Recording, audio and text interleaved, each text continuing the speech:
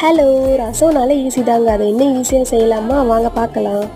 4 பெரிய தக்காளி, கொத்தமல்லி, மிளகு, ஜீரகம், பூண்டு, கருவேப்பிலை, கொஞ்சோண்டு புளிங்க. பூண்டு நல்லா நசுக்கி எடுத்துக்கோங்க. 2 ஸ்பூன் மிளகு, 2 ஸ்பூன் ஜீரகம், இதையும் நல்லா நசுக்கி எடுத்துக்கோங்க. இல்லை கருவேப்பிலை ஆட் பண்ணி அதுவும் நல்லா நறுக்கிக்கோங்க.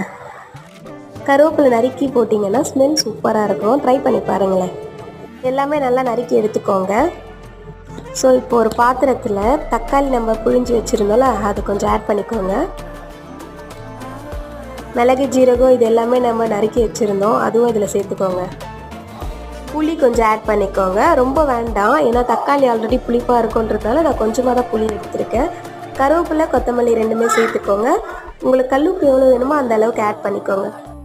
மஞ்சள் 1/2 ஸ்பூன் போட்டுக்கோங்க. பெருங்காயம் நான் இந்த ஸ்டேஜ்லேயே போட்டுக்கிறேன், ஏன்னா தாளிக்கும் போது போட்டால் சில டைம் கருகிடும், அதனால்